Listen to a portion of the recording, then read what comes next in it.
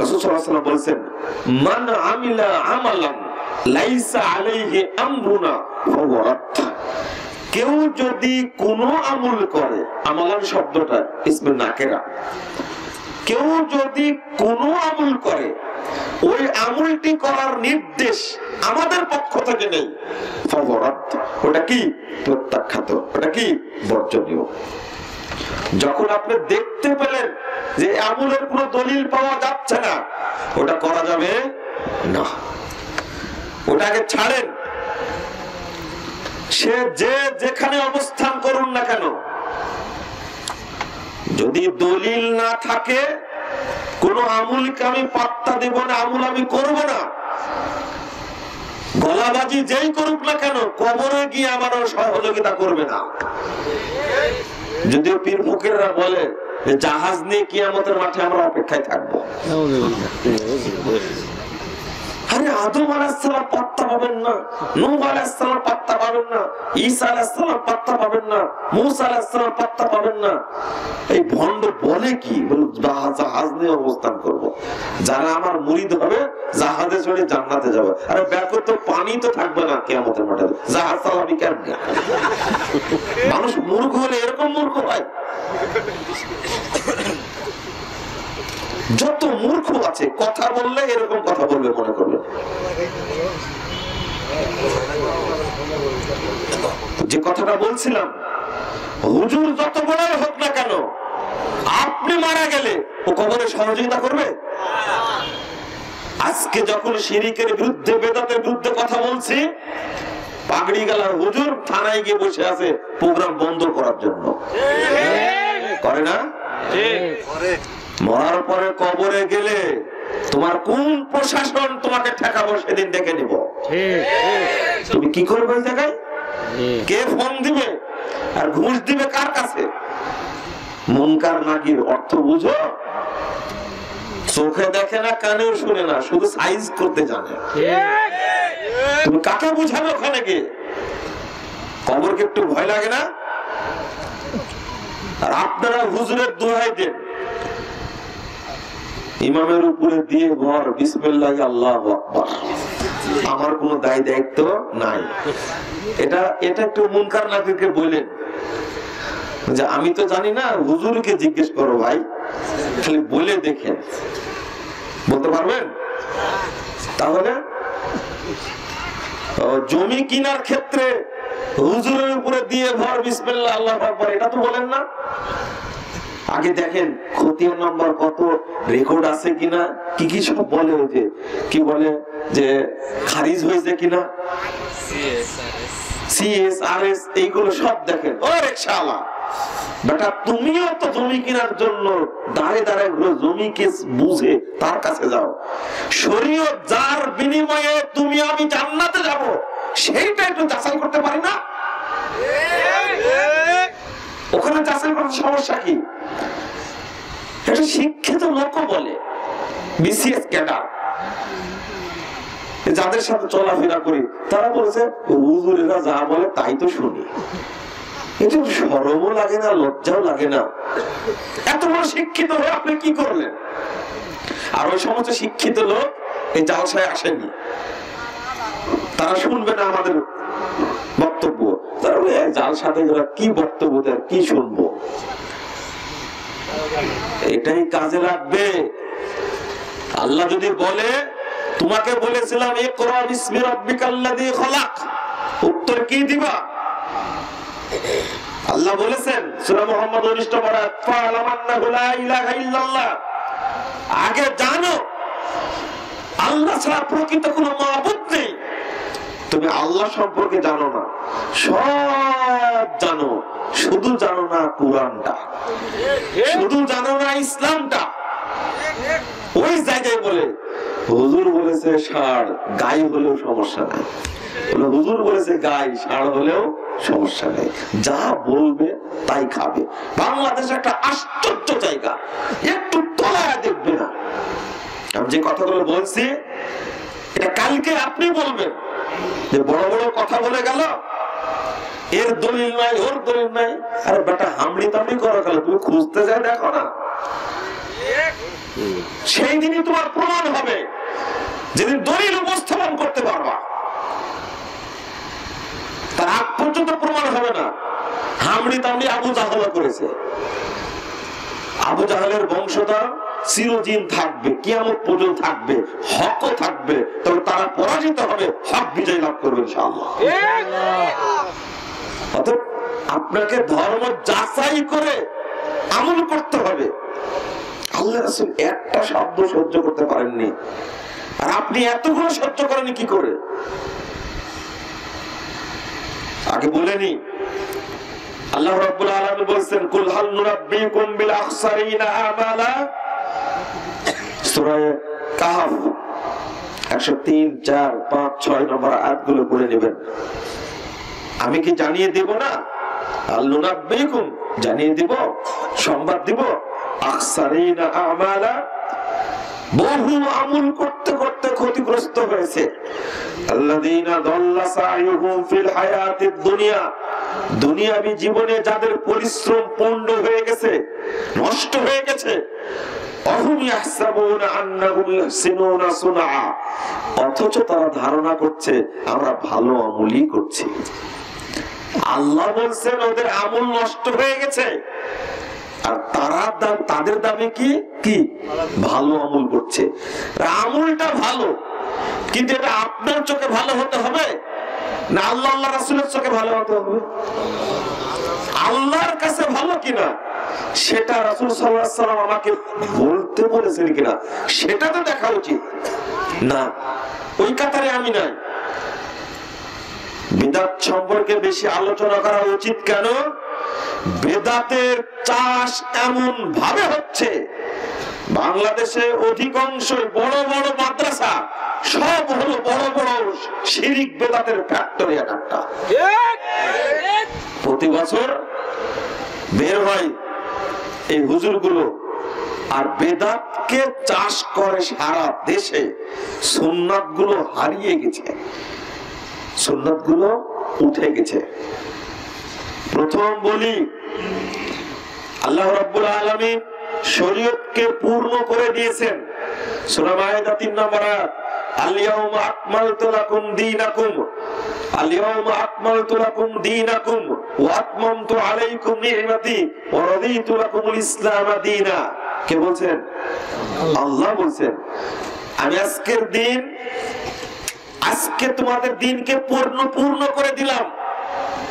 তো যে জিনিসটা পূর্ণ, ওখানে কিছু ঢুকানোর অধিকার আমার আছে না আপনার আছে?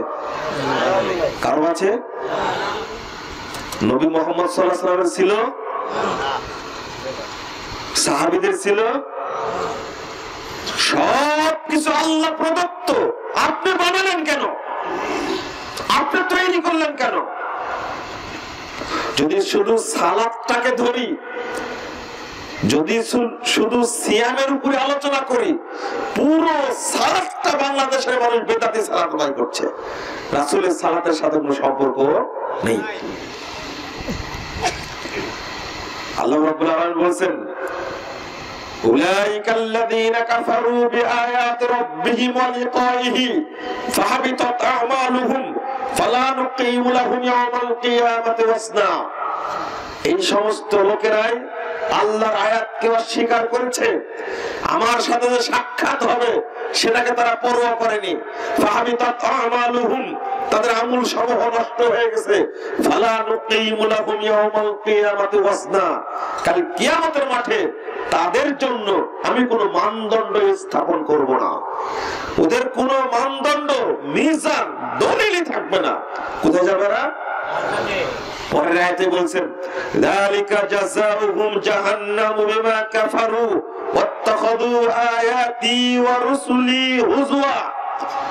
তাদের একমাত্র প্রতিদান, পরিণাম হলো জাহান্নাম, কারণ তারা আমার আয়াতকে এবং রাসূলগণকে ঠাট্টা করেছে। আমি বলেছি একটি, করেছে আরেকটা, রাসূল বলেছেন একটা, করেছে আরেকটা। তারা দামই দেয়নি। এখন একটা চলমান ধর্ম, সেটাই চলমান আছে। চূড়ান্ত ধর্ম সম্পর্কে মানুষ জানে না। চূড়ান্ত কোনটা সেটা নাই। আপনি ইবাদতের মধ্যে যান, কত জায়গায় যোগ করেছে, কত জায়গায় বিয়োগ করেছে, কত জায়গায় হাদিসের ইবারত চুরি করেছে। বাংলাদেশে ওইটাই চলছে। একটা একটা করে উদাহরণ, কে এগুলো শিখালো আর কে এগুলো বললো? মুহাম্মদুর রাসূলুল্লাহ সাল্লাল্লাহু আলাইহি ওয়াসাল্লাম ওযু করার সময় বলেছেন বিসমিল্লাহ। কি বলেছেন? বিসমিল্লাহ। সারা দেশের পাগড়িওয়ালার হুজুরেরা আলেমদেরকে, সাধারণ মুসল্লিদেরকে শিক্ষা দিচ্ছে, বইপত্রগুলোতে লেখছে। জাল হাদিসের কবলে রাসূলুল্লাহ সাল্লাল্লাহু আলাইহি ওয়াসাল্লাম সালাত বইটি যখন উপহার দিয়েছি সমাজে আমরা, তারপর থেকে টেকনাফ থেকে তেতুলিয়া পর্যন্ত এই বেদাতপন্থী হুজুরগুলো, আলেমগুলো বইটা বগলে করে নিয়ে মঞ্চে উঠে আর সারা বক্তব্যের সময় গালিগালাজ করে। বেটা একটু পড়ে দেখো। আমাকে একজন বড় আলেম বলেছিলেন যে, আমাকে বলছেন, বাবা এই বই পড়ে যে ব্যক্তি নিজের সালাতকে সংশোধন করতে পারবে না তার নসিবে হেদায়েত আছে বলে মনে করি না। কারণ তুমি সবগুলো খুলে খুলে বলে দিয়েছো এইটা ঠিক আর এটা কি বেঠিক, যাচাই করতে পারবে যে সেই। আমি বলেছি যে বিসমিল্লাহ না বলে তিরমিজির 25 নম্বর হাদিস খুলুন, রাসূল সাল্লাল্লাহু আলাইহি ওয়াসাল্লাম ওযুর শুরুতে শুধু বলতেন বিসমিল্লাহ, কথা শেষ। কিন্তু আমি যোগ দিলাম কেন? বিসমিল্লাহির রহমানির রহিম, আল ইসলামু হাক্কুন ওয়াল কুফরু বাতিলুন, আল ঈমানু নূরুন ওয়াল কুফরু যুলমাতুন। ও দ্বীনি ভাইরা, যারা আমার বক্তব্য শুনছেন, সারা পৃথিবীতে সমস্ত ভাইদের জন্য বলবো, এই দোয়াটা নগদ কাঁচা মিথ্যা গাঁজাখড়ি তৈরি করা একটা উদ্ভট বানোয়াট। এই দোয়া রাসূল পড়েননি, সাহাবীরা পড়েননি, তাবেঈরা পড়েননি, তাবেঈরা পড়েননি, মুহাদ্দিস ওলামায়ে কেরাম পড়েননি। এই উপমহাদেশে তৈরি করেছে ওযুর দোয়া। আপনি সাহস পেলেন কি করে? দোয়া তৈরি করার সাহস পেলেন কি করে? আমি তথ্য দিলেই খেপে যাই। এই যে কোরআনটা আমার সামনে আছে,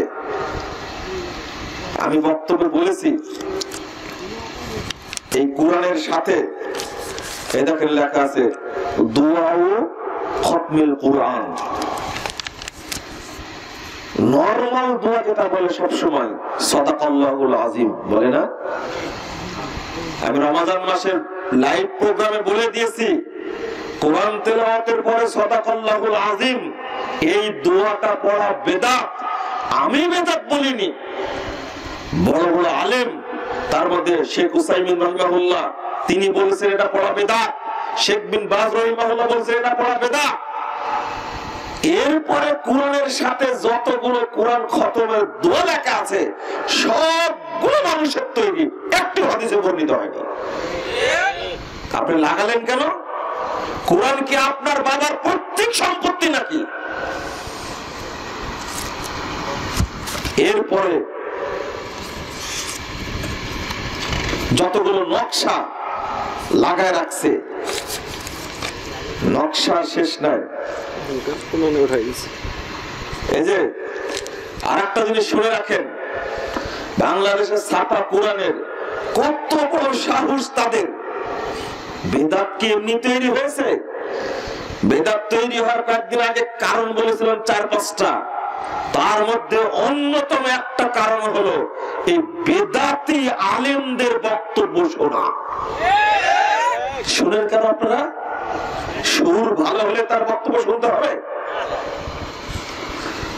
বিসমিল্লাহির রহমানির রহিম সূরা ফাতিহার আয়াত অন্তর্ভুক্ত করেনি, আলহামদুলিল্লাহ রাব্বিল আলামিন এক আয়াত মারি দিয়েছে এখানে। অথচ বিসমিল্লাহ কিন্তু সূরা ফাতিহার একটা আয়াত। এখানে ইহদিনাস সিরাতাল মুস্তাকিম সিরাতাল্লাযীনা আন'আমতা আলাইহিম এই আলাইহিমের কাছে একটা ওয়াকফ মেরে দিছে, যেটা বোঝা যায় এখান দিয়ে কি 7 আয়াত।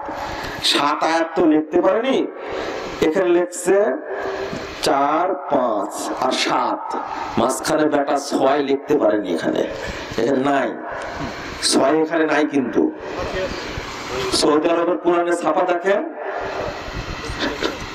6 আছে। বিসমিল্লাহ প্রথম আয়াত, বিসমিল্লাহ কি প্রথম আয়াত। কত সাহস হলো এটা, কেমনে করলো এটা?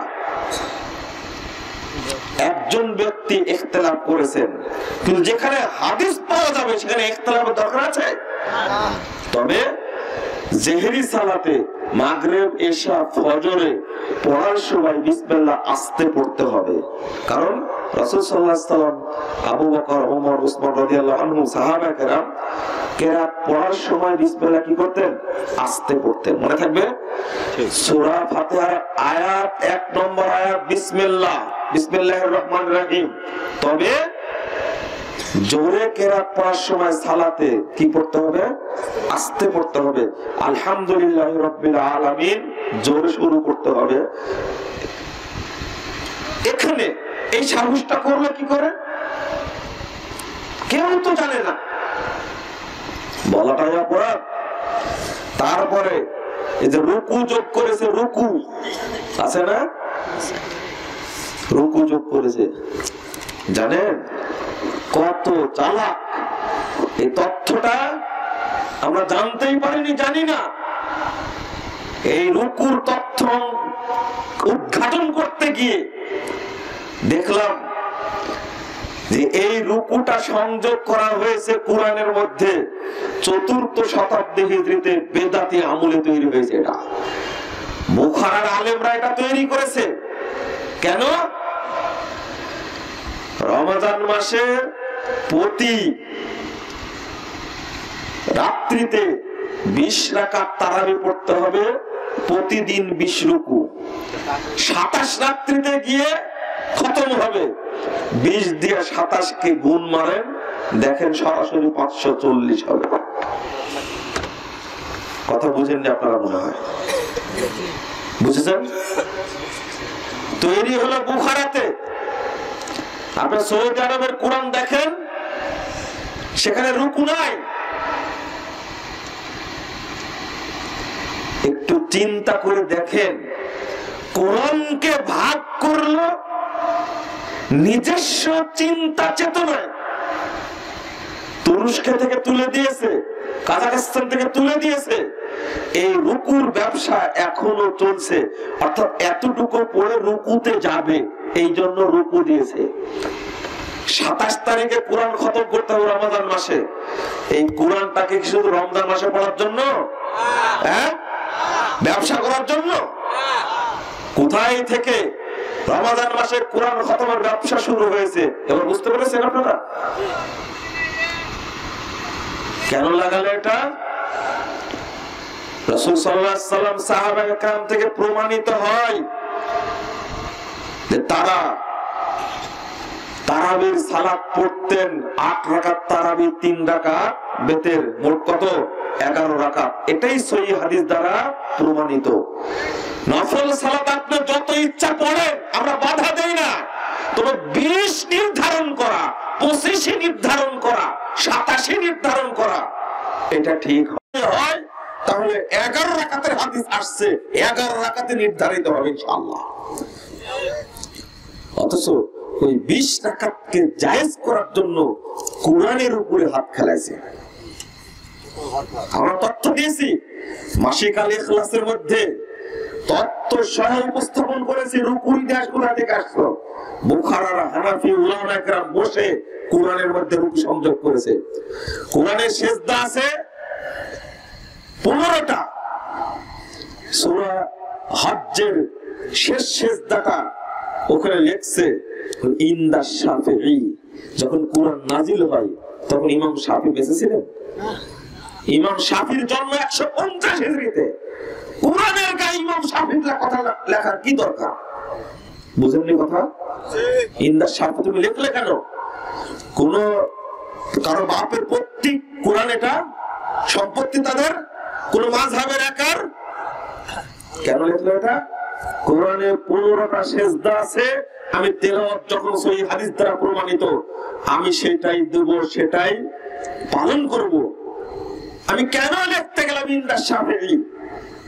আমি আশ্চর্য হয়েছি, এই তথ্য আমি পাঠিয়ে দিয়েছিস, দেখার পর পাঠিয়ে দিয়েছি। সৌদি আরব থেকে যে কোরআন ছাপা হয় এই উপমহাদেশের নুসখায়, সেখানেও লেখা আছে রুকু। আমি তথ্য দিয়েছি একজন মাদানিকে, দায়িত্বশীলকে, যে এই তথ্যটা আরবিতে সুন্দর করে উপস্থাপন করে তাদেরকে বোঝার সুযোগ করে দেন, যেন আগামীতে ছাপানোর সময় এটা যেন না থাকে। যেমন মারিফুল কোরআন ছাপাইছিল না আগে, মুরব্বীরা বলতে পারবেন না, মারিফুল কোরআন ফ্রি ছাপাইছিল না? এখন মারিফুল কোরআনটা বন্ধ।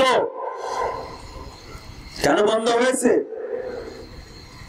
তাদের কাছে রিপোর্ট দেওয়া হয়েছিল যে মারিফুল কোরআনের মধ্যে শুধু মাযহাবী কথা দ্বারা, জাল জয়ীব মিথ্যা ঘটনা দ্বারা ভর্তি করা হয়েছে। মানুষের কাছে ভুল মেসেজ যাচ্ছে তাফসীরের নাম দিয়ে। এরপরে শুধু এটা যোগ লাগাইছে, আপনি কোরআন তেলাওয়াত শেষ করলেন, 803 নম্বর হাদিস নাসাঈ আল কুবরার মধ্যে আসছে, ইমাম নাসাঈ রাহমাহুল্লাহ ইয়াউমুল লাইলা এই গ্রন্থের মধ্যে আসছে সহিহ হাদিস। মা আয়েশা রাদিয়াল্লাহু আনহা বলেন, আল্লাহ রাসূল যখন কোরআন তেলাওয়াত শেষ করতেন তখন বলতেন সুবহানাকা ওয়া বিহামদিকা আশহাদু আল্লা ইলাহা ইল্লা আনতা আস্তাগফিরুকা ওয়া আতুবু ইলাইকা। বলুন, রাসূলের দেওয়া দোয়াটা বাংলাদেশের মানুষ জানে? জানে না। জানে কোনটা? লক্ষ লক্ষ হাফেজ বাংলাদেশে আছে, কোরআন তেলাওয়াতের পরে পড়েই বলবে সাদাকাল্লাহুল আযীম, বলে না? কেন বলো? তুমি রাসূলের দোয়া তুলে দিলে কেন? এইভাবে তো বেদাত তৈরি হয়েছে। এই জন্য আমরা বলি, যেটা মুখ দিয়ে বলবেন তার দলিল থাকতে হবে। আমি চলে যাচ্ছি, বিদায় দিচ্ছেন, বলে ফি আমানিল্লাহ, এটা কি হাদিসের শব্দ? সুন্নাত আমল হবে কি করে? আপনি বলবেন কি আস্তাগফিরুল্লাহ, অথবা বলবেন আস্তাগফিরুল্লাহ দীনাকা ওয়া আমানাতিকা ওয়া আমানাতাকা ওয়া খাওয়াতিমা আমালিক। এই দোয়াটা পড়ে আপনি বিদায় দিবেন। আল্লাহ রাসূল এইভাবে বিদায় দিতেন। আপনি চট করে বলেন খোদা হাফেজ, বা বললেন কি আল্লাহ হাফেজ, বলে বিদায় দিয়ে দিলেন। সংস্কৃতি, ইসলামের সংস্কৃতির 12টা বেজেছে। বেদাতের আস্ফলন এত বেশি, এরপরে কোরআনের সাথে যোগ দিয়েছে একটা দুইটা, সে তাবিজের নকশা যোগ করেছে। কোরআনটা হলো তাবিজ বিক্রি করার বস্তু বাংলাদেশে। এটা এই জন্যই তো হুজুরেরা এই কোরআন যে রাষ্ট্র পরিচালনা করবে, কোরআন যে রাজনৈতিক সূত্র বাস্তবায়ন করবে, কোরআনের মাধ্যমে যে বিচার কার্য পরিচালিত হবে, এইটা তো মানুষ জানতেই পারেনি। কারণ হুজুরেরা কোরআনটাকে বানাইছে তাবিজের ব্যবসার কিতাব, মুরগি জবাই করার কিতাব বানাইছে তারা। আশ্চর্য! কোরআনের সাথে তুমি তাবিজের নকশা যোগ করবে কেন? এই সাহসটা কে দিল? আমি শুধু এটা বলতে গেছি, বলছিলাম প্রথম কি হুজুর কথা, তাই না? কেন ওই দোয়াটা মুখস্থ করাতে হবে? শেষ হয়ে গেল। সালাতে যখন দাঁড়াচ্ছি তখন প্রথম পড়ছি ইন্নী, কিসের দোয়াটা? জায়নামাজের দোয়া। ইন্নী ওয়াজ্জাহাতু ওয়াজহা লিল্লাযী ফাতারাস সামাওয়াতি ওয়াল আরদ। এই দোয়া জায়নামাজে দাঁড়ানোর দোয়া মরমে শরীয়তে কোনো দোয়া বর্ণিত হয়নি, পাওয়া যায় না। আপনি জানার পরেও ভাই হন আর বোন হন, যুবক হন আর তরুণ হন, সকল ভাই বোনদেরকে, বাংলা ভাষাভাষী সকলকে লক্ষ্য করে বলছি, আপনি যদি এমন দোয়া পড়েন বা এমন কাজ করেন যেটা শরীয়তে নাই, তার পরিণাম অত্যন্ত ভয়াবহ। আপনি একটি আমল করতে পারবেন না। যদি বেদাতের পরিণামগুলো শুনেন, যেটা আয়াত একটা বলেছি, হাদিস, এমন অবস্থায় যদি কেউ মারা যায় মুহাম্মদুর রাসূলুল্লাহ সাল্লাল্লাহু আলাইহি ওয়াসাল্লাম বলেন, তারগীব ও তারহিব খুলুন 59 নম্বর হাদিস। রাসূল সাল্লাল্লাহু আলাইহি ওয়াসাল্লাম বলেন, ইন্নাল্লাহ হাজারা তাওবা আন কুল্লি সাহিবি বিদআতিন হাত্তা ইয়াদা বিদআতা। কোন বেদাতি ব্যক্তির তওবা আল্লাহ কবুল করেন না যতক্ষণ পর্যন্ত ও বেদাতকে ছেড়ে না দিবে। আপনি বেদাতের মধ্যে আছেন, আপনার তওবা আল্লাহ কবুল করবে কি করে? আপনি অনেক আমল নিয়ে কিয়ামতের মাঠে হাজির হয়েছেন। 441 পৃষ্ঠা খুলুন, সহিহ মুসলিম। রাসূলুল্লাহ সাল্লাল্লাহু আলাইহি ওয়াসাল্লাম বলেন, মান আহদাসা আও মুহদিসান, কেউ যদি বেদাত করে বা বেদাতিকে আশ্রয় দেয়, এই বেদাতিকে আশ্রয় দেয়, বেদাতিকে সম্মান করে, অনেক টাকা দেন, 1 লাখ টাকা দেন, পাশাপাশি আবার হেলিকপ্টার ভাড়া দেন, দিয়ে হুজুর বিদায় করেন। ওই হুজুরকে আশ্রয় দিলেন কেন? আপনি বেদাত করেন না, কিন্তু বেদাতিকে যদি আশ্রয় দেন, আল্লাহ রাসূল বলেন, লা ইয়াকবালুল্লাহু ইয়াওমাল কিয়ামাতি সারফান ওয়ালা আদলা। ওই ব্যক্তির কোন ফরজ ইবাদত, নফল ইবাদত আল্লাহ রাব্বুল আলামিন কিয়ামতের মাঠে কবুল করবেন না। তাহলে আপনার কোন আমল আল্লাহর কাছে পৌঁছলো না, তওবা কবুল হলো না, কিয়ামতের মাঠে কোন আমল গ্রহণযোগ্য হলো না। এবার কি রাসূল সাল্লাল্লাহু আলাইহি ওয়াসাল্লামের সুপারিশ নিতে যাবেন? রাসূল সাল্লাল্লাহু আলাইহি ওয়াসাল্লাম বলে দিয়েছেন আগেই, 974 পৃষ্ঠা সহিহ বুখারী খুলুন। আপনি খুব সহজে বেদাতকে মেনে নিয়েছেন, বেদাত নিয়ে কোনো চিন্তা নেই, বেদাত নিয়ে কোনো ভাবনা নেই। আল্লাহ রাসূল সাহাবা কেরাম কত কঠোর ছিলেন বেদাতের বিরুদ্ধে, শরীয়তকে ঢেকে ফেলেছে। রাসূল সাল্লাল্লাহু আলাইহি ওয়াসাল্লাম বলেছেন, আমি আগেই কাউসারের দ্বারে চলে যাব।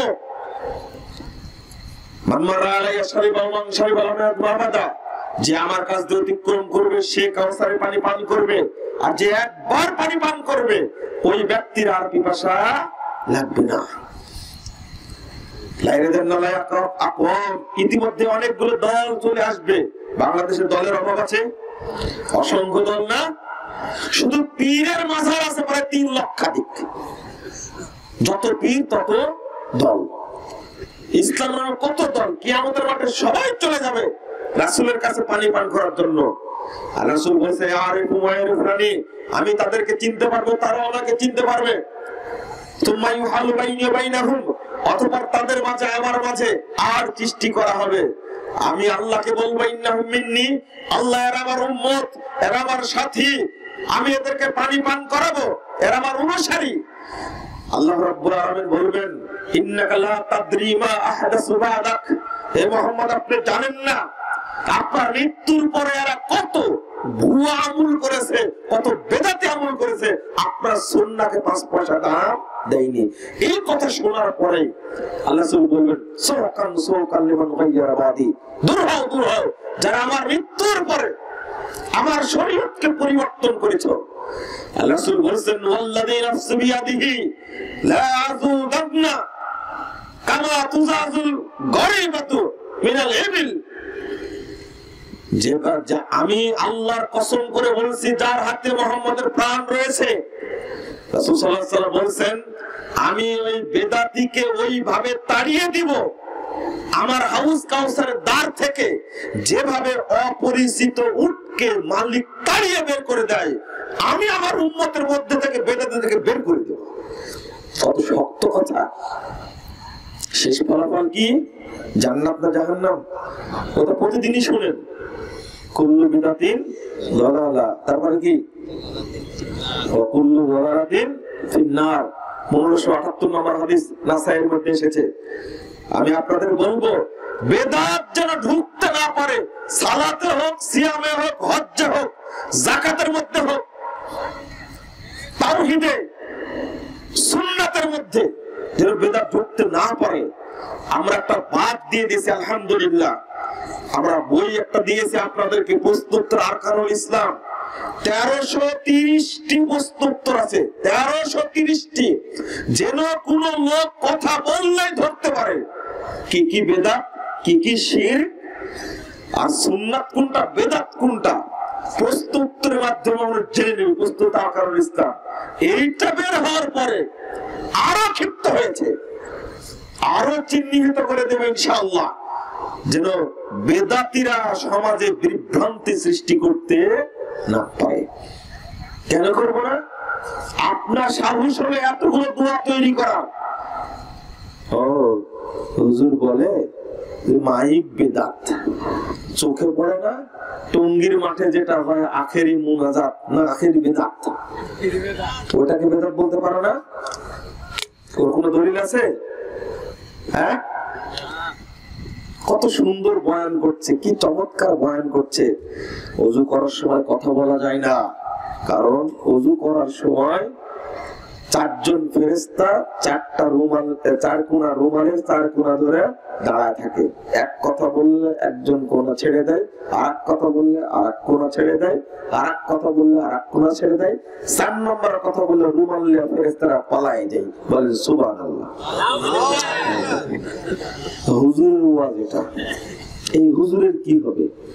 আপনাদের বেদাতির বক্তব্য শুনেন। 809 নম্বর হাদিস তাবরানী কাবিরের মধ্যে, যেখানে বেদাতির কুরআন তেলাওয়াত শোনা না জায়েজ, সেখানে আপনি বক্তব্য শুনেন কি করে? একটু দেখি না কি বলে। আর এত সুর, এত মানুষ অংশগ্রহণ করে, অথচ সেখানে যাওয়া না জায়েজ। মুহাম্মদ বিন সিরিন রাদিয়াল্লাহু আনহু একজন যোগ্য তাবী, প্রবীণ, মানে শ্রেষ্ঠ 4 জন তাবীর একজন মুহাম্মদ বিন সিরিন রাদিয়াল্লাহু আনহু, তিনি বলেন তোমরা বেদাতির কোরআন তেলাওয়াত শোনো না, কারণ তারা পরিবর্তন করে পড়তে পারে। আর একটা কারণ হলো আপনার মধ্যে ওই বেদাতির প্রতি মহব্বত তৈরি হতে পারে। বেদাতির প্রতি মহব্বত তৈরি হওয়া মানে রাসূলের প্রতি শত্রুতা তৈরি হওয়া। কোরআন তেলাওয়াত যেখানে শুনতে সালাফরা নিষেধ করছেন, আর সেখানে আপনি তার বক্তব্য, মিথ্যা বক্তব্য, মানসুর আল্লাহর কাহিনী শুনেন, আপনি কি সুন্দর করে, মানে ঘুমানোর সময় বেদাতি বক্তার ওয়াজটা ওপেন করে ঘুমিয়ে যান আপনি। মানে বেদাতের সাথে আপনার কানেকশন বেশি, সুন্নাতের সাথে কোনো কানেকশন নাই। কাল কিয়ামতের মাঠে রাসূল সাল্লাল্লাহু আলাইহি ওয়াসাল্লাম আপনাকে সুপারিশ করবেন যদি বেদাতি হন। আপনি 1015 নম্বর সিরিয়াল জামিউ বাইনুল ফাজলিহি ইবনে আব্দুল বার, তার একটা কিতাব, তিনি এই সিরিয়ালে নিয়ে এসে বলছেন ইবনে মাসউদ রাদিয়াল্লাহু আনহুর কওল, তিনি বলছেন লা ইয়াজালুন নাসু বিখাইরিন মা আখাযুল ইলমা আন আকাবিরিহিম। ইবনে মাসউদ রাদিয়াল্লাহু আনহু সাহাবী না? তিনি বলছেন মানুষ ততদিন কল্যাণের মধ্যে থাকবে যতদিন সাহাবীদের কাছ থেকে ইলম গ্রহণ করবে। বলুন আলহামদুলিল্লাহ। ওয়া ইযা আখাযুহু আন আসাগিরিহিম হালাকু, যখনই তারা বেদাতীদের কাছ থেকে ইলম গ্রহণ করবে তখনই উম্মত ধ্বংস হয়ে যাবে। নাউযুবিল্লাহ, আস্তাগফিরুল্লাহ। অথচ আমি বেদাতের প্রতি ঝোঁক বেশি। কেন? এক, বেদাতি কোন আলেমের বক্তব্য শোনা যাবে না। 2, বেদাতি কোন উস্তাদের কাছে ইলম গ্রহণ করা যাবে না। 3, মানহাজের ত্রুটি আছে। মানহাজ মানে নীতিতে ত্রুটি আছে, ওর চলার পথে ত্রুটি আছে। যদি বুঝতে পারেন তাদের কোনো বই পড়া যাবে না। ওই বইগুলো তো সব শেষ করে দিয়েছে। আজকে আসার পথে এই গাড়ির একটু সমস্যা হয়েছিল, আসার পর দেখছি একবার মাটির দিকে তাকায়া 4-5 জন লোক আসছে সোজা হয়ে, এসে দাঁড়িয়ে বলছে, সালাম দিয়ে বলছে যে একটু দাওয়াত দিতে চাই আপনাদেরকে। তো বলেন দাওয়াত দেন, যে লা ইলাহা ইল্লাল্লাহ মুহাম্মাদুর রাসূলুল্লাহ। তারপরে কি বলছে যে একটু আপনাদের বোঝা উচিত। কি চমৎকার করে সাজানো হয়েছে যে এইভাবে আসতে হবে। কি শিখছো তুমি? দাড়ি তো সাদা হয়ে গেছে, লাঠি তো হাতে ধরে আছো, পর্যন্ত 90 বছর বয়স হলো, অন্তত 100 বার সিল্লা দিয়েছো, কিন্তু রাসূলুল্লাহ সাল্লাল্লাহু আলাইহি ওয়াসাল্লাম তরিকায় সালাত পড়তে জানো না। কুলুব ধরা যত সুন্দর ভাবে শিখেছো, তত সুন্দর ভাবে সালাত পড়া শিখোনি। কুলুব ধরা বুঝেননি?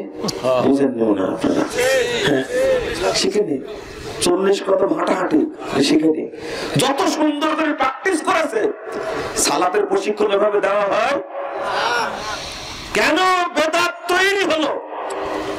এই যে 3-4টা বই, ফাজাইলে আমল, তারপরে বেহেশতি জেওর, মকসুদুল মুমিনিন, নিয়ামুল কুরআন, আরো কি কি আছে, বিশেষ করে 4টা বই মানুষের মধ্যে এমন ভাবে ছড়িয়ে গেছে, মানুষ কুরআনের চেয়ে বেশি সম্মান করে।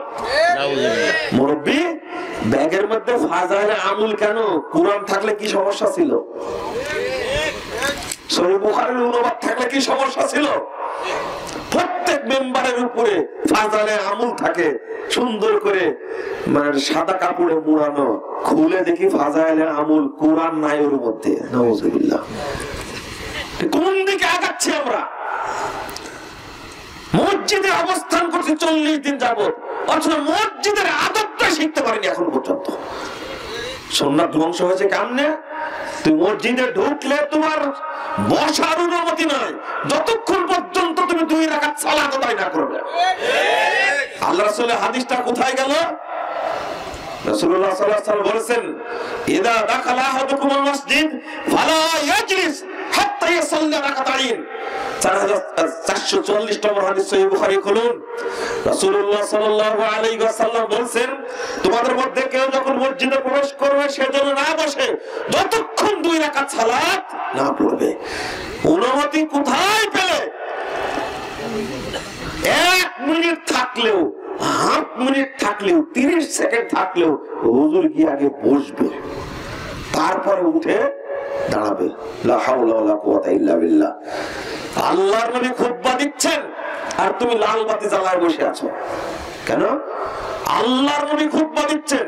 287 পৃষ্ঠা হাদিস, সহিহ বুখারীতে আসছে হাদিসটি, মুসলিমে এসেছে।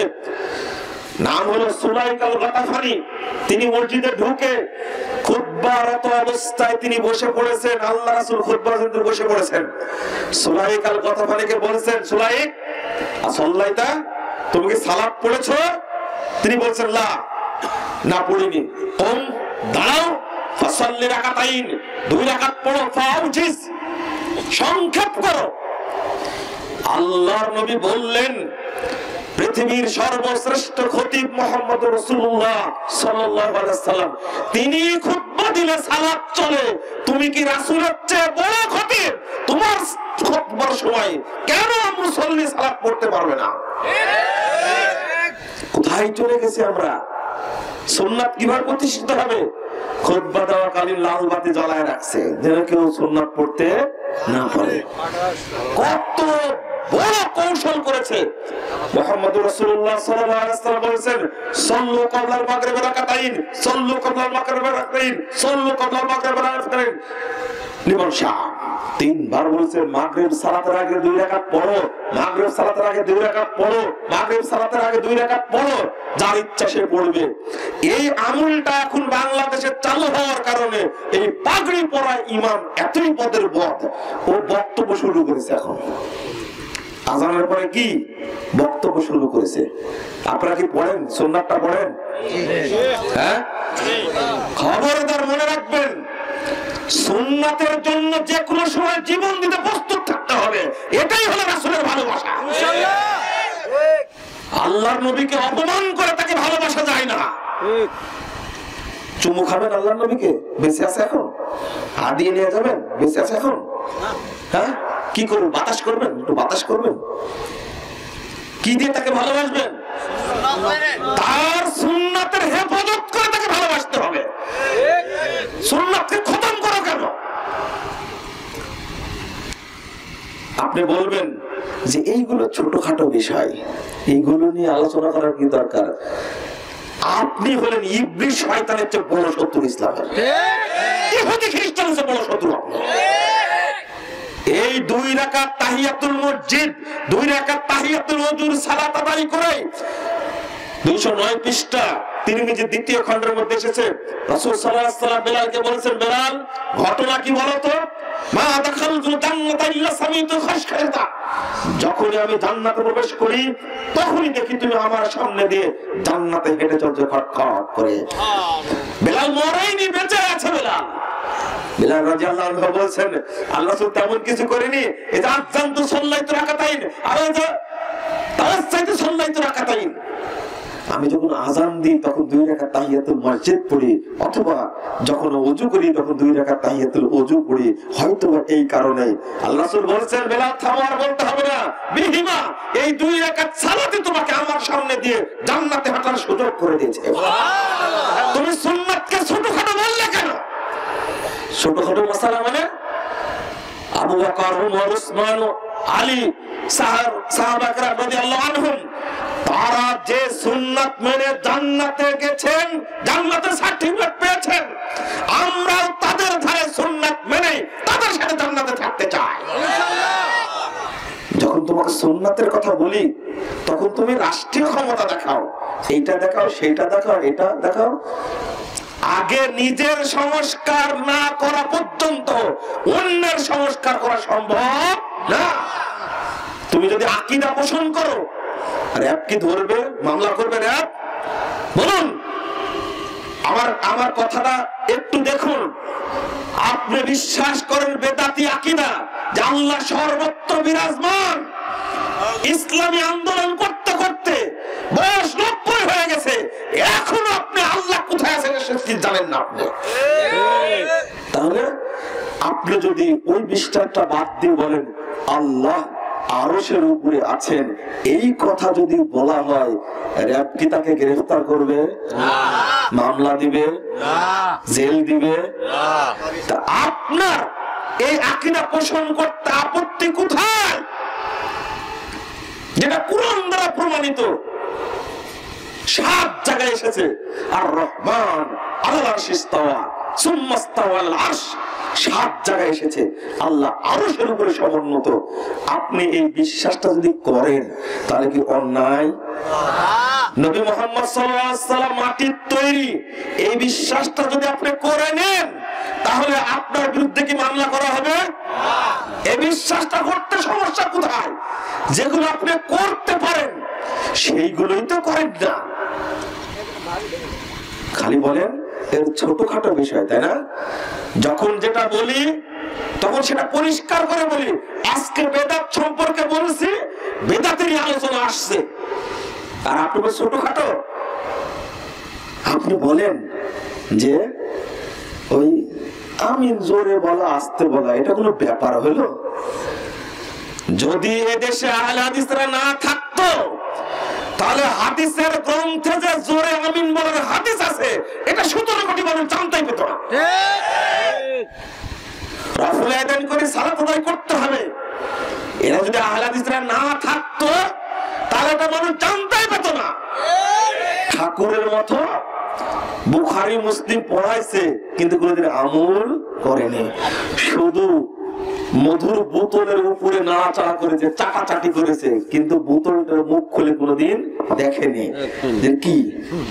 নাহলে 36 বছর সহিহ মুসলিম পড়ানোর পরে আমার সামনে বলছে যে এই হাদিস তো মুসলিমে নাই। বলে কি 203 পৃষ্ঠার হাদিস একটা বাচ্চা নিয়ে বলছে, আক্ষেপটা কোথায়? বাচ্চা নিয়ে বলছে আল্লাহ রাসূলকে। আল্লাহ রাসূল জিজ্ঞেস করলেন, বলো তো আইন আল্লাহ, আল্লাহ কোথায় বলো তো? ফিস সামা। বাচ্চা নিয়ে রাখাল বকরি চড়ায়, সে বলছে আল্লাহ হলেন আসলাম, আসমানে বলবো আলহামদুলিল্লাহ। মান আনা, বলো তো আমি কে? আনতা রাসূলুল্লাহ, আপনি আল্লাহর রাসূল। কি চমৎকার জবাব! বকরি চড়ায়া বাচ্চা মেয়ে জানে আল্লাহ আরশে, তুমি 90 বছর বুখারী পড়ানোর পরেও তুমি জানো না আল্লাহ কোথায় আছে। এটা কি আমাদের পার্থক্য? এটা হলো আমাদের কি আক্ষেপ। তাহলে ধর্ম কিভাবে প্রচার করবেন? সালাতের মধ্যে ঢোকেন আপনি, পুরো সালাতটাই বিদাতের মধ্যে আমার কথা না, 529 নম্বর হাদিসটা খুলুন। আনাস রাদিয়াল্লাহু আনহু বলেন,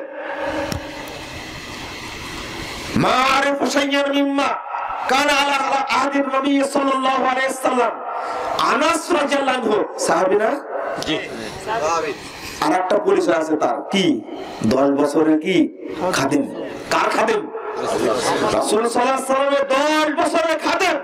আরে তার কথা বিশ্বাস হবে না, তোমার কথা বিশ্বাস হবে? সহিহ বুখারী হাদিস 529 নম্বর, তিনি বলেছেন, মা আরিফু শাইয়ান মিম্মা কানা আলা আহদিন নবী সাল্লাল্লাহু আলাইহি ওয়াসাল্লাম। রাসূলের যুগে যা কিছু দেখেছি, আজকে আমি কোনো কিছু দেখতে পাচ্ছি না। চিন্তা করেন, সাহাবী তিনি বলছেন, রাসূলের যুগে যা দেখেছি তোমাদের যুগে কিছু দেখতে পাচ্ছি না। কি লাসালা, কি সালাতটাও কি রাসূলের যুগের মতো না? তখন বলছেন, ক্বালা আলাইসা যায়্যাতু মা যায়্যাতু, সালাত তো নাই, তোমরা যেভাবে নষ্ট করে সালাতকে, যেভাবে তোমরা নষ্ট করে সালাতকে, ওই সালাত কি আর আছে? এটা কার বক্তব্য? আনাস রাদিয়াল্লাহু আনহুর বক্তব্য। আর আজকে কতদিন পরে বলছি কথাগুলো? 1450 বছর পরে কথাগুলো বলছি। তাহলে কি আমাদের মতো ওই সালাত আছে? ঠিক একই অবস্থায় ইবনে শিহাব জুহরি, তিনি একজন তাবেঈ, তিনি বলছেন যে তাকালতু আলাই আনাস ইবনে মালিক বিদিমাশক ওয়া হুয়া ইয়াবকি, আমি দিমাশকে আনাস রাদিয়াল্লাহু আনহুর কাছে গেলাম, যাওয়ার পর দেখছি ইয়াবকি, তিনি বসে বসে ফুঁপিয়ে ফুঁপিয়ে কাঁদছেন। আমি জিজ্ঞেস করি, ফাকুলতু মা ইউবকিক, আপনাকে কিসে কাঁদাচ্ছে, কেন কাঁদছেন আপনি?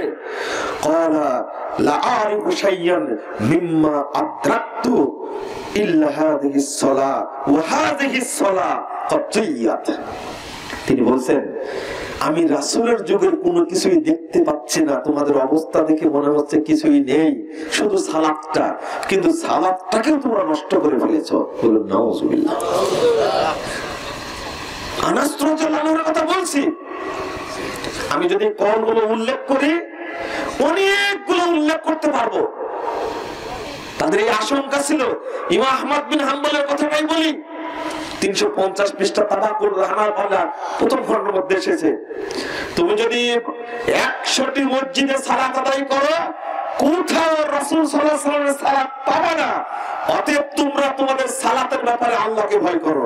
241 হিজরির কথা এটা। ইমাম আহমদ বিন হাম্বল রাহিমাহুল্লাহ 10 লক্ষ হাদিসের হাফেজ, তিনি বলছেন এটা। আমি মনে হয় আপনাদের বুঝাতে পারলাম না। বুঝছেন কি?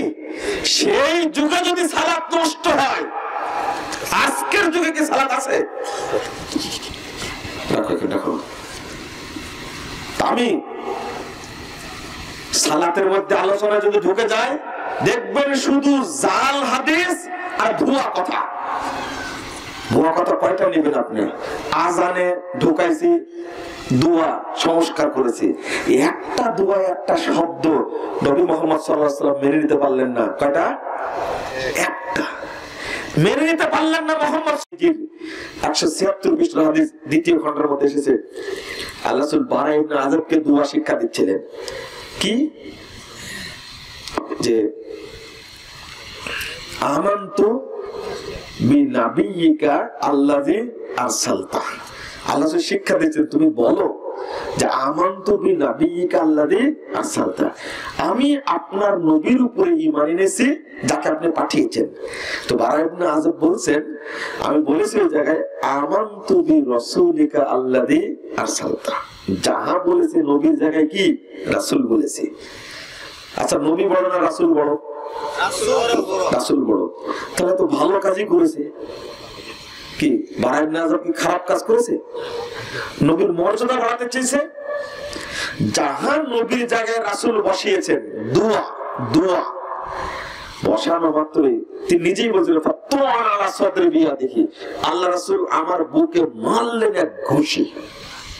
ঘুষি করে বলছে, বলো আমানতু বিনাবিয়িকা আল্লাযী আরসালতা। আচ্ছা, কেন ঘুষিটা মারছেন জানেন? কেন মারছেন? এই শব্দটা কি নবীর তৈরি করা? কার? আল্লাহ শিখিয়ে দিচ্ছেন, তুমি বাড়ানোর কে? আল্লাহ নবী পারেননি? আল্লাহর নবীকে আল্লাহ বলছেন, বিশ্ববাসীকে সাক্ষী রেখে বলছেন সূরা হাক্কা 44, 45, 46 নম্বর আয়াত, ওয়ালাউ তাকাওয়াল আলাইনা বা'দাল আকাবিল লা খাসনা মিনহু বিল ইয়ামিন সুম্মা লাকাতানা মিনহুল ওয়াতিন। বিশ্ববাসী শুনে রাখো, এই মুহাম্মদ যদি তিনি নিজে কিছু রচনা করেন, তৈরি করেন, আমি তাকে ডান হাত দিয়ে ধরে ফেলবো, অতঃপর তাকে আমি গলাটি কেটে বিচ্ছিন্ন করে দেব। আল্লাহর নবী মুহাম্মদ সাল্লাল্লাহু আলাইহি ওয়াসাল্লামকে এই হুমকি দিচ্ছেন, হুজুর তোমার কি হবে? তুমি যে দোয়া তৈরি করেছো, নাওয়াইতু আন উসাল্লি আরবা রাকাতে মিনাজ যহরি ওয়াল আসরি ওয়াল ফজরি, কত নিয়ত তৈরি করেছে। তবে আল্লাহ শুকরিয়া, যদি বাথরুমে যাওয়ার নিয়ত তৈরি করতো তাহলে কিন্তু মুশকিল হয়ে যেত। কারণ বহু মানুষ নামাজের নিয়ত না জানার কারণে সালাত পড়তে আসে না। কত বড় চাপ দেখেন না, জোহরের এক নিয়ত, আসরের এক নিয়ত, মাগরিবের এক নিয়ত, ইশার এক নিয়ত, ফজরের এক নিয়ত, সুন্নাতের এক নিয়ত, বিতরের এক নিয়ত, তারাবির এক নিয়ত, জানাজার এক নিয়ত, তাহাজ্জুদের এক নিয়ত, সালাতুল ইস্তিসকার এক নিয়ত, নিয়ত আর নিয়ত। মুসল্লি বলছে এত নিয়তের ঝামেলাও দরকার নাই, নামাজেরও দরকার নাই। কোথায় পেলেন আপনি? এত চাপালেন কেন? আমি জানি না আশরাফ আলী থানভী সাহেব নিয়তগুলি তৈরি করেছে, না তার নামে বইটা পূর্ণাঙ্গ নামাজ শিক্ষা আশরাফ আলী থানভী সাহেবের বইয়ে লেখা আছে, আমার কাছে বইটা আছে। এত নিয়াত যোগ করছে ওর মধ্যে, লা হাওলা ওয়ালা কুওয়াতা ইল্লা বিল্লাহ। তারাবির দোয়া যোগ করেছে কি সুবহানাজিল মুলকি ওয়াল মালাকুতি, কত চমৎকার একবারে দজাখুরি একটা দোয়া, সবার মুখস্থ। 4 রাকাত তারাবি হলে সবাই মারে, একবারে একসঙ্গে মারবে সুবহানাজিল মুলকি ওয়াল মালাকুতি ওয়াল কুদরাতুল আয়াতে। শেষে বলে কি ইয়া মুজিরু ইয়া মুজিরু ইয়া মুজিরু, বলে না? কোন দলিল নাই, একবারে গাঁজাখুরি দোয়া একটা, কিন্তু তৈরি করা। ও এইগুলো আমি বলি, এইটাই হলো আমার কি অপরাধ। ওইটা মুখস্থ না করে যদি আয়াতুল কুরসি মুখস্থ করত, আল্লাহর নবী বলেছেন যে মান ক্বারা আয়াতুল কুরসি ফি দুবুরি কুল্লি সালাতিন মাকতুবা লাম ইয়ামনাহু মিন দুখুলিল জান্নাহ ইল্লাল মাউত। যে ব্যক্তি প্রত্যেক ফরজ সালাতের পরে আয়াতুল কুরসি পড়বে, ওই ব্যক্তি জান্নাতে যাওয়া কোনো বাধা নাই, মৃত্যু ব্যতীত, মরলেই জান্নাতে যাবে। আল্লাহর নবীর এই হাদিসটা আমল হয় না কেন? আমল না হওয়ার কারণ আছে। শুধু একটা বিষয় বলবো, কয়টা বেদাত দিয়ে মুসলিমকে ডেকে ফেলে দেওয়া হয়েছে। এই বেদাতের বিরুদ্ধে সংগ্রাম আহলে হাদিস ভাইদেরকে করতে হবে, তরুণদেরকে করতে হবে। যদিও চক্রান্ত ষড়যন্ত্র চলছে, গোটা দেশে চলছে চক্রান্ত, আহলে হাদিস তরুণরা যেন যারা আজকে আকীদা পরিবর্তন করছে, মানহাজটা গ্রহণ করছে সালাফদের মানহাজ, তাদের বিরুদ্ধে সূক্ষ্ম চক্রান্ত চলছে। থানায় থানায় লিস্ট দেওয়া হচ্ছে, জেএমবির মামলা দেওয়া হচ্ছে, তাতে হয়রানি করার জন্য চেষ্টা করা হচ্ছে। আমি মনে করি এই ষড়যন্ত্র একদিন থাকবে না, গোটা বাংলাদেশে কোরআন এবং সহিহ হাদিসের আমল চালু হবে ইনশাআল্লাহ। সাহাবা কেরাম যেমন রক্ত দিয়েছিলেন, যেমন তারা নির্যাতনের শিকার হয়েছিলেন, হিজরতের ঘটনা ঘটেছে, তবে মক্কা বিজয়িত হয়েছে। আজকে তোমরা নির্যাতন করছো, একটু সময় দাও, ইনশাআল্লাহ বাংলাদেশের প্রত্যেকটি ঘরে ঘরে কোরআন এবং সহিহ হাদিসের বাণী পৌঁছে যাবে ইনশাআল্লাহ। তরুণ ভাইদেরকে বলবো, সংগ্রাম আহলে হাদিসরাই করেছে, আহলে হাদিসদের করতে হবে, ইতিহাস আবার ফেরত যাবে ইনশাআল্লাহ, যাবেই ফেরত। আজকে বক্তব্য কি দিব? বক্তব্য দিতে গেলে কষ্টের কথা মনে হয়। তরুণ ভাইরা ফোন দিয়ে বলে বক্তব্য দিয়ে চলে যান, আমরা সহি শুদ্ধভাবে আমল করার চেষ্টা করি। দেখুন ছোট ছোট বই কাজ করছে দিনী ভাইরা, আমি তাদের জন্য খালি একটাই দোয়া করি, আল্লাহ তুমি তাদেরকে জান্নাতুল ফেরদাউসের জন্য কবুল করে নাও। আর তারা দাওয়াতি কাজ করছে, তুমি তাদের উপরে রহমত এবং বরকত এবং সাহায্য নাজিল করো। কারণ ছোট্ট বই এক নজরে ওযু সালাত নিজ দায়িত্ব টাকা দিয়ে ছাপিয়ে নেয়, বিনামূল্যে বিতরণ করে। কত আশ্চর্য হলাম। খাগড়াছড়ি থেকে একজন ভাই ফোন দিয়ে বলছে, ঢাকা থেকে একটা কপি পেয়েছিলাম, আমি ঢাকা থেকে এক নজরে ওযু সালাত ছোট্ট একটা বই পেয়েছিলাম, এই বইটা নিয়ে এসে আমি 300 কপি ফটোকপি করে বিতরণ করেছি। বান্দরবন থেকে, খাগড়াছড়ি থেকে, বান্দরবন থেকে একজন 82 বছরের বৃদ্ধ আমাকে ফোন দিয়ে বলছে, বাবা আমি মনে করেছিলাম যে তোমার বয়স অনেক, কিন্তু তুমি যদি আরো 50 বছর আগে জাল হাদিসের কবর রাসূল সাল্লাল্লাহু আলাইহি ওয়াসাল্লাম বইটা লিখতে তো কতই না ভালো হতো। এই মৃত্যু সজ্জায় থেকে কয়েকবার স্টপ করে আস্তে ছোট ছোট মোবাইলে কথা বলছে। আমি বললাম যে চাচা আমার বয়স তখন ছিল 34-এর মতো, আজকে একটু বাড়ছে, বেশ কয়েক বছর আগের কথা বলছে। আমাকে বলছে যে আমি আল্লাহর দরবারে আপনার বিরুদ্ধে নালিশ করব যে এই বইটা কেন আরো 50 বছর আগে আপনি লেখেননি। তখন বয়সই হয়নি আমার। ছোট্ট একটা বই, এক নজর আকীদা তাওহীদ। দিনী ভাইরা, এক ভাই বলছে 10,000 কপি ছাপিয়ে দিলাম, আমি টাকা দিচ্ছি আপনি বিতরণ করেন। আলহামদুলিল্লাহ, সারা দেশে ছড়ছে, আকীদা সম্পর্কে জানছে, কার আকীদা সঠিক কার আকীদা বেঠিক স্পষ্ট, কার সালাফ সঠিক কার সালাফ বেদাতি সালাফ স্পষ্ট হয়ে যাচ্ছে। ওই সমস্ত ভাইদের দোয়া করবো না, আর তাদেরই তালিকা খেলায় দিচ্ছে।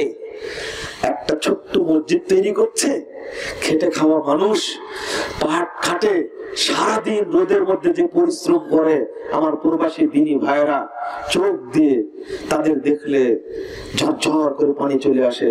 আপনারা তো দেখেননি, দুবাইয়ে দেখে আসছি, সৌদি আরবে দেখে আসছি, মালদ্বীপে দেখে আসছি, মালয়েশিয়ায় দেখে আসছি, সিঙ্গাপুরে দেখে আসছি। সারাদিন পরিশ্রম করে, কি খাটনি যে খাটে, সেই রাজমিস্ত্রির কাজ করে। ওই ছেলেটা যে টাকাটা পায়, সেখান থেকে একটা অংশ বাড়ি এলাকায় পাঠাই, যে একটা মসজিদ তৈরি করে আমরা সবাই মিলে একটা মসজিদ তৈরি করি।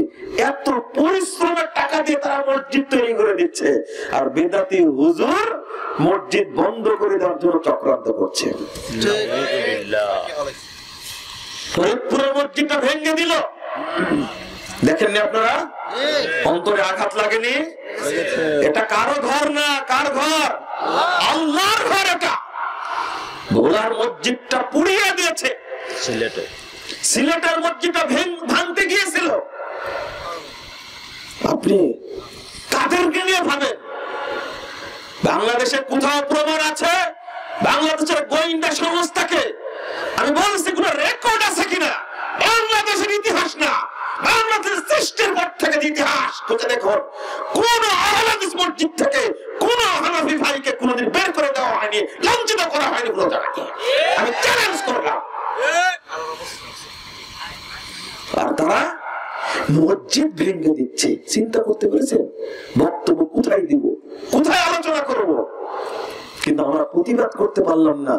যে সমস্ত আহলে হাদিস ভাইরা নেতৃত্ব দেন, বড় আলেম, তারা আমাদের মুরাব্বি, তাদের উচিত ছিল ঐক্যবদ্ধভাবে বসে প্রধানমন্ত্রীর কাছে গিয়ে দাবি জানানো এই মর্মে, এদেশের নাগরিক আমরাও, আমরা ভুল নয়, আমরা রিফিউজি নয়। আমাদের বাপ-দাদারা স্বাধীনতা আন্দোলন করে এদেশকে স্বাধীন করেছে, আর পীর ফকিরেরা সেই আন্দোলনকে, স্বাধীনতা আন্দোলনের বিরোধিতা করেছে।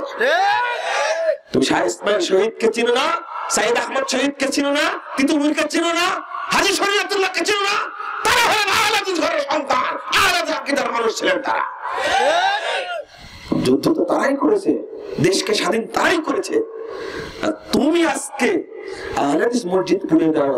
বন্ধুরা আমার, সচেতন থাকুন। প্রবাসী ভাইদের টাকায় মসজিদ তৈরি হয়েছে ব্রাহ্মণবাড়িয়াতে, প্রশাসনের মাধ্যমে সেই মসজিদ ভেঙে দেওয়ার জন্য চেষ্টা করছে। আর বাহাসে ডাকে যখন, আশ্চর্য হই, তোমাদের যদি মাজাই বল থাকবে তাহলে সন্ত্রাসী ভাড়া করো কেন?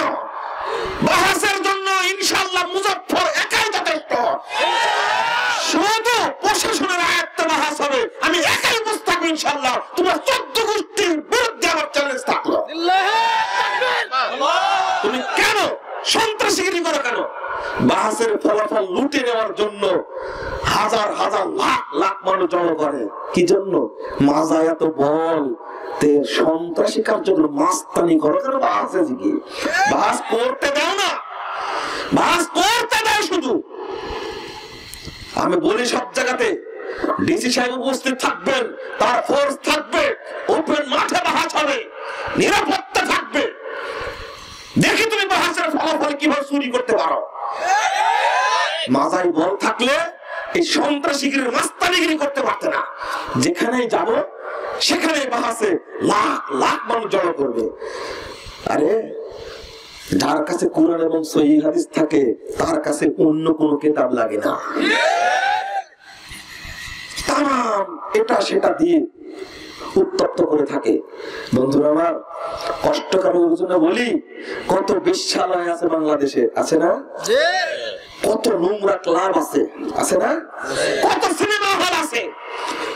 তুমি কোন দিন আন্দোলন করেছো সিনেমা হল বন্ধের জন্য? কোন দিন আন্দোলন করেছো তুমি এই ক্লাব বন্ধ করার জন্য, পতিতালয় বন্ধ করার জন্য? কোন দিন আন্দোলন করেছো? তুমি মসজিদ ভাঙার জন্য আন্দোলন করো কেন? তোমার ঈমান আছে? টিকতে দেব না।